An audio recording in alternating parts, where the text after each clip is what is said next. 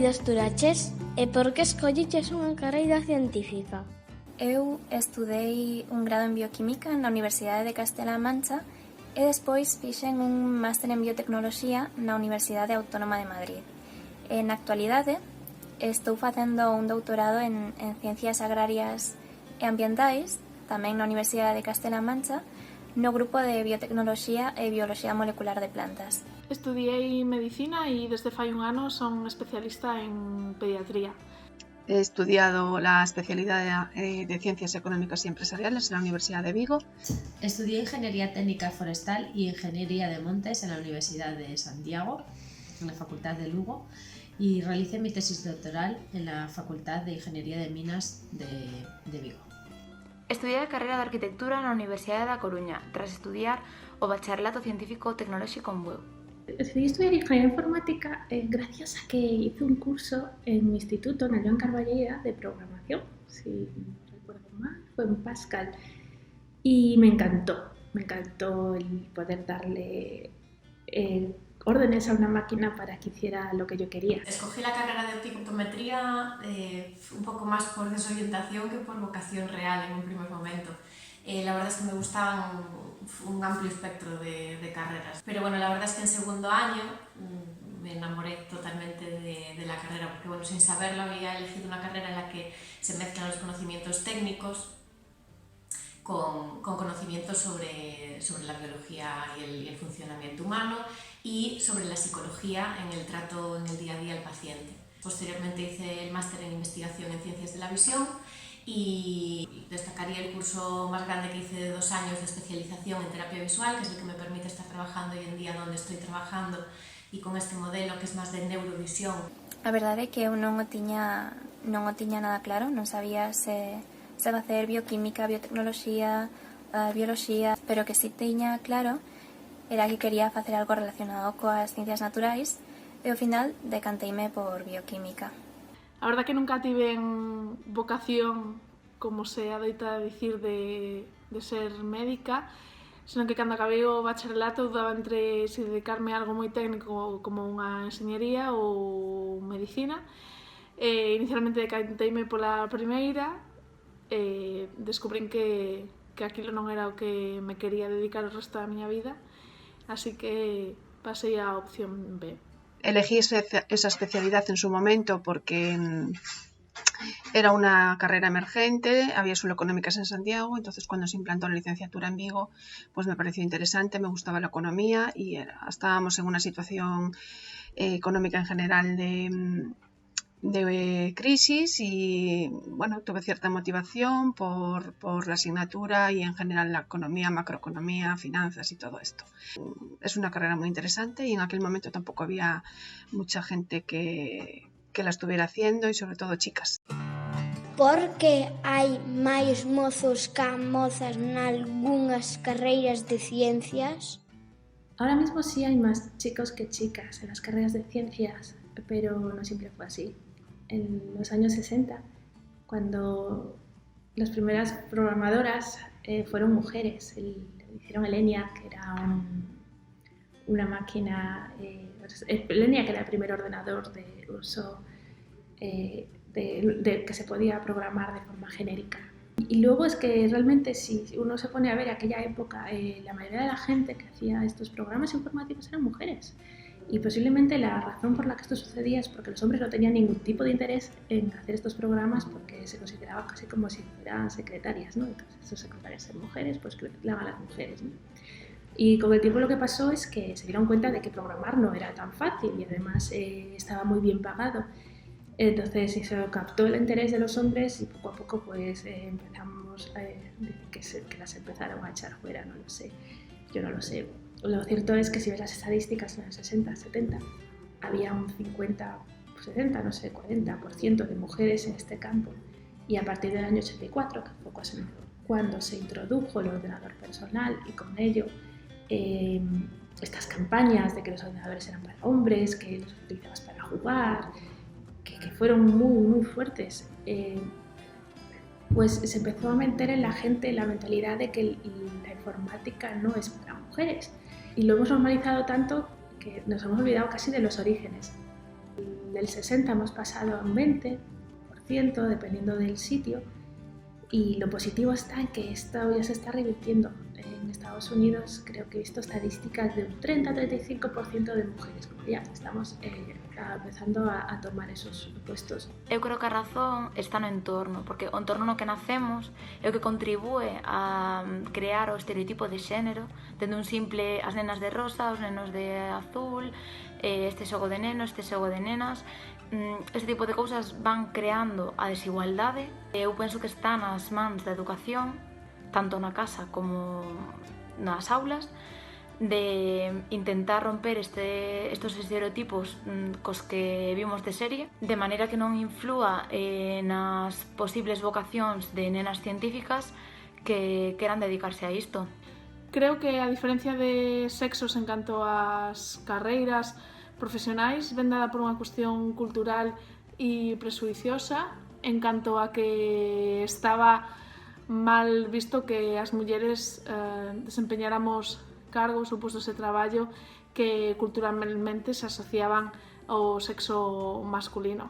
Hace unos años era porque estudiaban más chicos que chicas. Ahora mismo, pues creo que esa proporción, aunque pueda haber alguna diferencia, las chicas en general ya hacen todo tipo de carreras y en las más específicas, sobre todo trabajos más fuertes o en algún sector donde predominan más los hombres, cuesta un pouco máis, sobre todo porque logo en el mundo laboral se encuentran máis barreras ou máis problemas.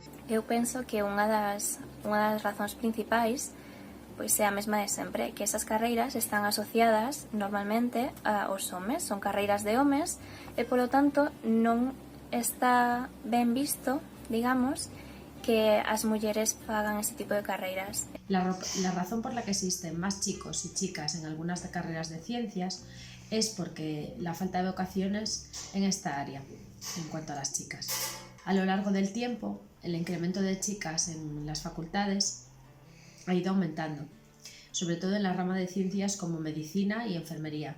Sin embargo, en mi carrera, Ingeniería de Montes, el número de chicas todavía es de un 26% con respecto al número de chicos. Bueno, voy a contestar esta pregunta desde la perspectiva que me da mi profesión. Yo trabajo con niños con problemas de aprendizaje y evalúo no solamente la parte de cuánto ven o cómo de bien o mal ven, sino cómo el cerebro percibe lo que ven. Y esto se relaciona mucho con el aprendizaje. Sabemos que las áreas de aprendizaje visoespacial se desarrollan desde la más tierna infancia mediante el juego.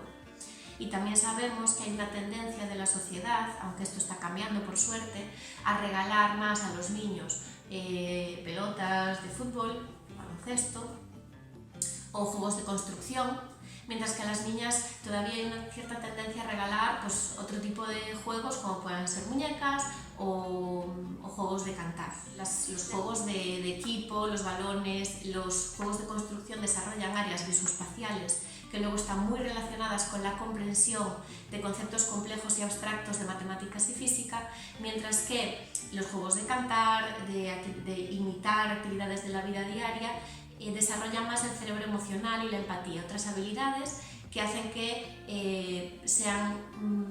pueda haber esa tendencia a que las mujeres tiendan más a carreras pues, más sanitarias, más empáticas, más emocionales, ¿no? De que maneira afecta a presión social e familiar a hora de escoller carreira? Desde luego la presión social y familiar influye mucho a la hora de decidir una carrera por parte de una estudiante. Gracias a Dios creo que ahora mismo la presión familiar cada vez es menor porque estamos más mentalizados de que las mujeres pueden hacer todo tipo de carreras, pero sí queda algún resquicio por ahí y sobre todo en alguna empresa a la hora de trabajar y de admitir a trabajadores sí que siguen considerando preferentes los chicos, ¿no? Sí que penso que a presión social e familiar teñen un peso importante a hora da elección dunha carreira e sobre todo porque nese momento os teus referentes son o teu vínculo social e familiar sobre todo.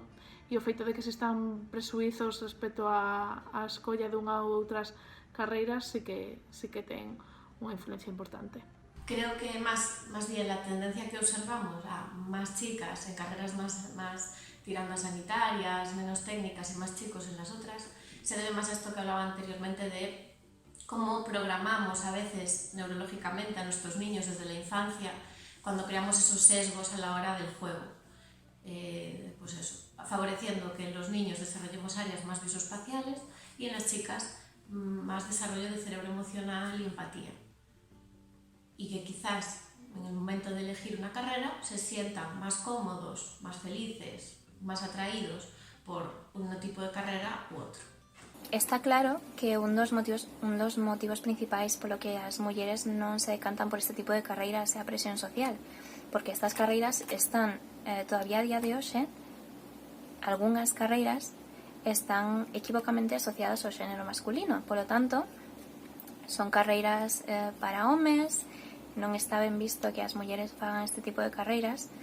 Yo creo que es más presión social que la familiar. Yo entiendo que llegas a esa primera clase de universidad y te encuentras que hay una mujer o 2 o 3 en la clase de 40 personas y claro, eso puede impresionar, sobre todo si ves que esos chicos llevan 10 años programando en 3 o 4 lenguajes de programación que no has oído hablar en la vida, como me pasó a mí. Pero bueno, luego, pasado ese momento, pues te das cuenta de que eres tan capaz de hacerlo o más que ellos. Como podemos despertar máis a vocación científica das nenas dende a escola? Yo creo que la vocación científica la tienen los niños desde pequeños. Es decir, nacemos siendo curiosos, nacemos con ganas de explorar, de experimentar. Las propias etapas del aprendizaje, según las describe Piaget, tienen muchísimo de método científico y de investigación. Entonces yo creo que simplemente es acompañar ese desarrollo sin coartar esas libertades. Y eso pasa por cambiar gran parte del método que tenemos hoy en día de enseñanza. Podría favorecer la igualdad entre sexos, el favorecer la igualdad en el juego, por ejemplo, en el juego libre en los campos del colegio. Es decir, que no haya un campo gigante para 8 niños o 10 niños o 15 jugando a la pelota y las chicas o niñas en trozos más pequeñitos jugando a otro tipo de juegos. Es decir, favorecer en la medida de lo posible la igualdad para utilizar el espacio de forma equitativa. Y si pudiera ser, favorecer desde pequeñitos que chicos y chicas jueguen a los mismos juegos en igualdad de condiciones, en igualdad de intereses. Para despertar la vocación científica de las niñas en el colegio, partiendo de la premisa de que los niños son pequeños científicos, quizá resulte mucho más efectivo concentrarnos en encontrar la manera de recoger y de nutrir esa naturaleza investigadora innata desde edades tempranas, creando un entorno educativo adecuado que nos permita seguir alimentando convenientemente el afán del conocimiento innato de los niños de manera que afloren espontáneamente las auténticas vocaciones científicas. Unha parte importantísima da ciencia é a divulgación científica, que é dar a coñecer a toda a poboación as investigacións que se levan a cabo, os descubrimentos que se fan e por que a ciencia é tan importante. Tamén temos que falar moito máis de mulleres científicas do pasado e mulleres científicas do presente. E temos que darlles ás nenas exemplos de mulleres científicas e modelos de conducta. E a nosa responsabilidade e o noso deber é ensinarlles tanto ás nenas como aos nenos que é a ciencia, por que é tan importante e que se sinte levar a cabo unha investigación científica. Algúnha vez sufriches unha situación machista por causa da carreira que lesiches? Diría que teño sufrido algún micromachismo. Cando era residente facía guardias na urxencia de pediatría. Por exemplo, se viña algún doente que inicialmente a clasificación da gravidade era feita por un compañeiro enfermeiro e despois era eu quen recibía o neno ou a nena, a pesar de terme presentado como que eu era pediatra, algunha vez aconteceu que o pai ou a nai ao comezar a explicarme ten usado coletillas como ya le he dicho al médico que nos atendió antes, asimilando que só polo feito de que a persoa que os vira antes era de sexo masculino, pois esa persoa xa era o médico e eu, polo feito de ser unha muller, pois era calquera outra cousa menos menos a médica.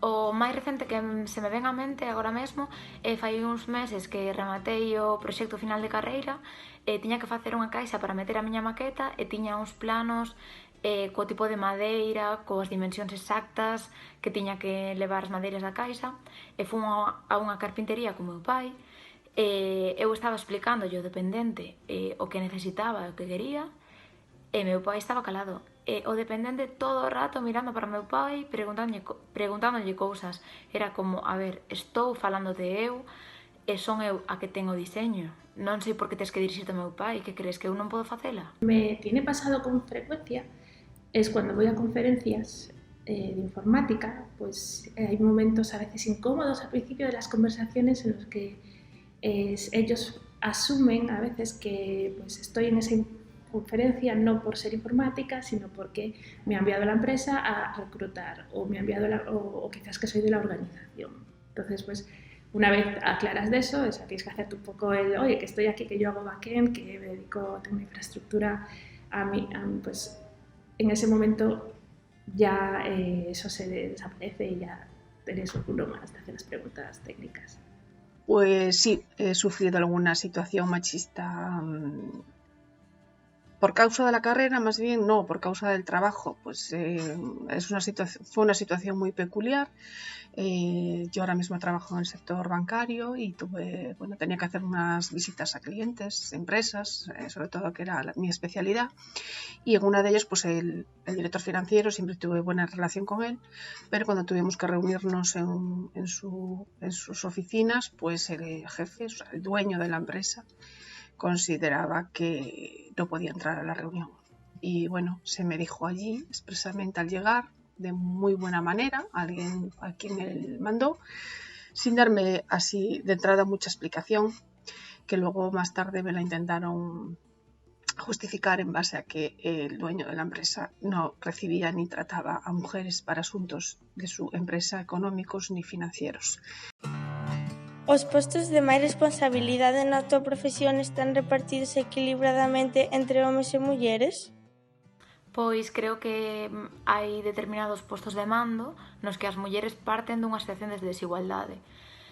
Basta con ver os postos de mando das grandes empresas do noso país, como as do IBEX 35, non que podemos ver que a maioría dos xefazos son homes, e as mulleres moitas veces o que temos é un teito de cristal que temos que intentar derribalo para conseguir a igualdade entre homes e mulleres, posto que moitas veces estamos igual de preparadas ou mellor aínda que eles e non é xusto que non podamos chegar aos postos que eles teñen. Yo creo que en informática sucede igual que en todos los sectores. Desafortunadamente la mujer siempre ha estado no representada de forma equitativa.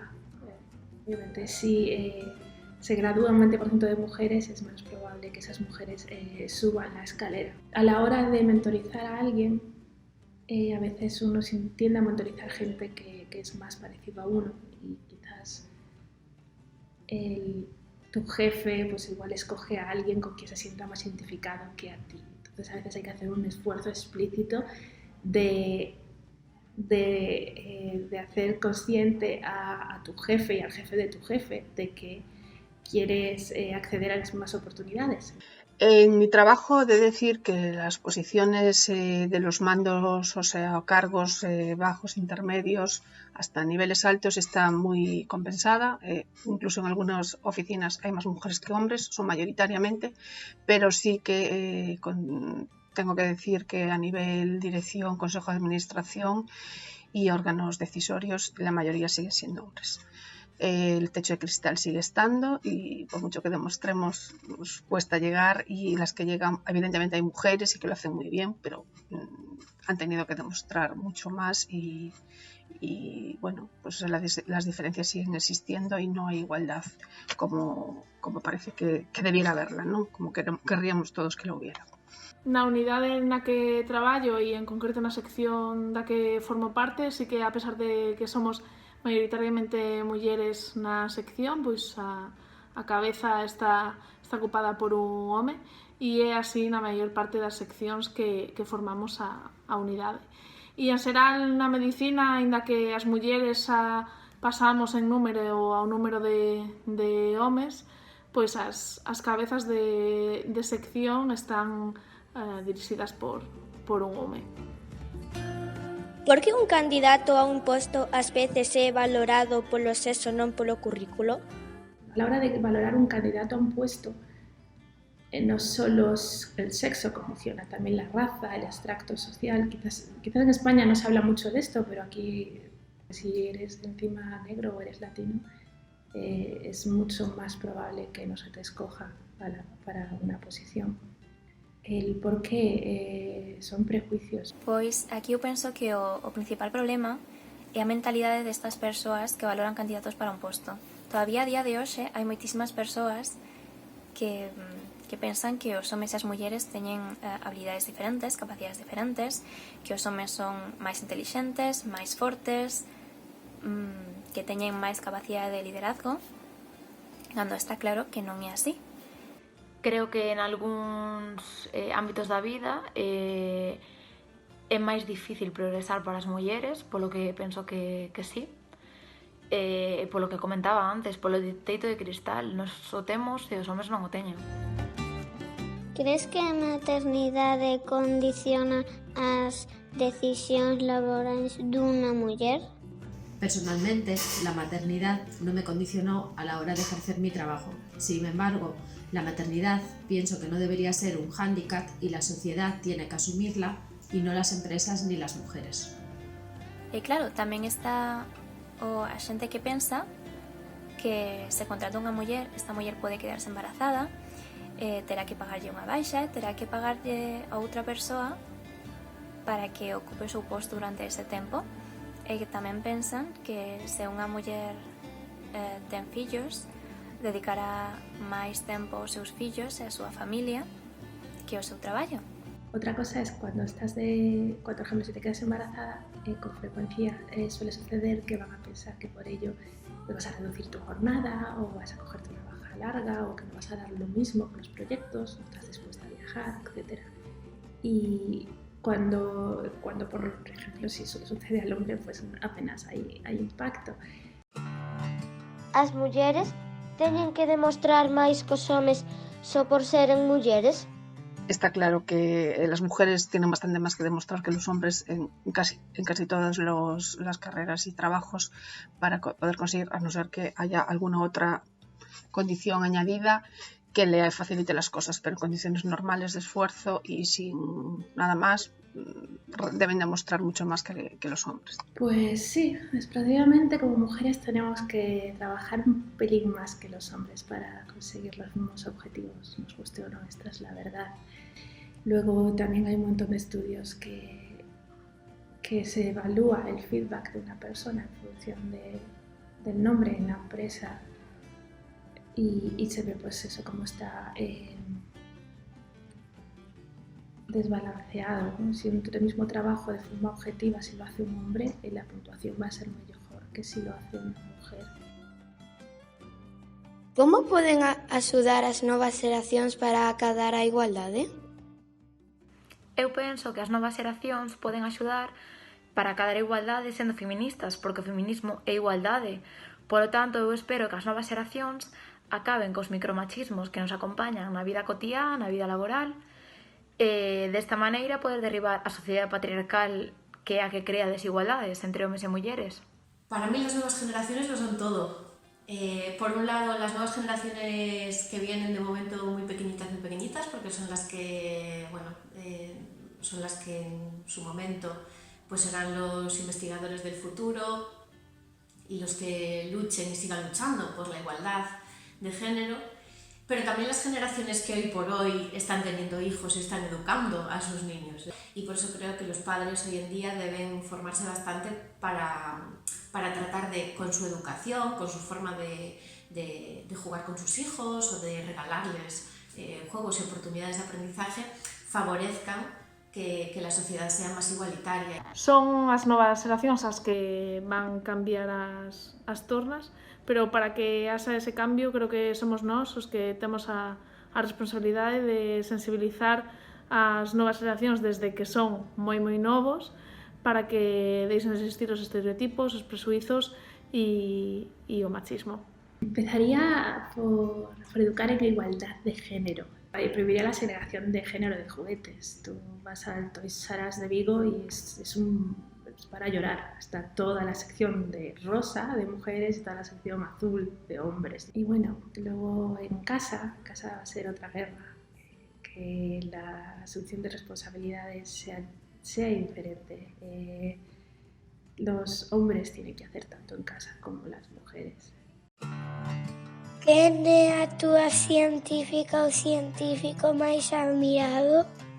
Una de mis científicas favoritas es Jeff Goodall, que es la primatóloga que estudió el uso de las herramientas de los chimpancés, a la que dedicó toda su vida.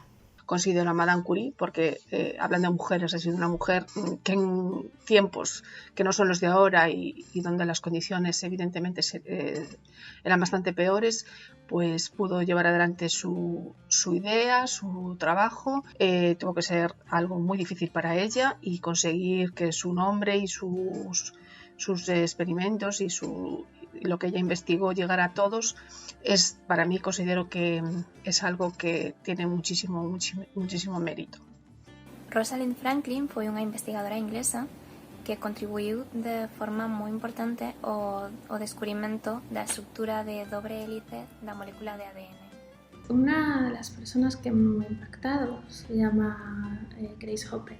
Era una almirante naval de Estados Unidos hace un montón de años que cuando en su época no había muchas mujeres en el ejército. Bueno, inventó los primeros compiladores informáticos,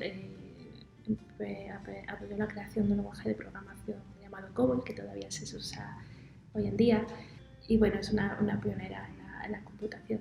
Diría Ellen Avery, que foi unha pediatra estadounidense que descubriu por que os pulmóns dos bebés recén nacidos prematuros non eran capaces de respirar adecuadamente e que con este descubrimiento cambiou totalmente o pronóstico e a evolución destes bebés. Se puideses investigar algo con medios ilimitados, que che gustaría investigar? Investigaría formas de aumentar o rendemento e a produtividade agrícola. Agora mesmo estamos nunha época onde as temperaturas do planeta son cada vez máis altas, cada vez hai máis sequía, máis problemas para obter auga e tamén cada vez hai moitísimas máis plagas. E en parte, é o que estou investigando eu agora mesmo. Eu traballo cunha interacción entre planta patóxena. Estudiaría si nunha comunidade na que vivan mulleres de distintas nacionalidades, si o seu leite materno, si o leite de cada muller, que características ten en función de os distintos contaminantes aos que está expostos esa muller, si as diferentes tratamentos que poida levar. Estudiaría que tipo de microorganismos compoñen ese leite de cada unha e despois gustaría ver si hai algunha relación con a evolución que despois teñen os seus fillos en canto a crecemento ou aparición de algunhas enfermedades, alerxias ou así. Que mensaxe lles darías aos políticos para que investan máis en ciencia? Que la ciencia avanza muy rápido, entonces para que vayamos parejos a la ciencia hay que destinar recursos, tiempo y la gente, que se dedica a esto tiene que tener muchísimo apoyo institucional. Desde el ámbito privado es muy difícil subvencionar o financiar determinados avances y avances que al final redundan en beneficio de todos, en medicina, en ingenierías, en hacernos la vida más fácil y mejor. Pois eu lles diría que os avances tecnolóxicos e inversión e I+D+I son fundamentais para poder competir cos países do entorno e, ademais, serán postos de traballo que non adoitan ser nin temporais nin precarios e isto traerá riqueza. Entonces el argumento es claro de por qué invertir en investigación. Es que invertir en investigación es tener un país más rico y no en conocimientos, que sé que a los políticos esto a veces les interesa poco, no en conocimientos o en inteligencia. incluso más rico económicamente, que esto sí que les interesa.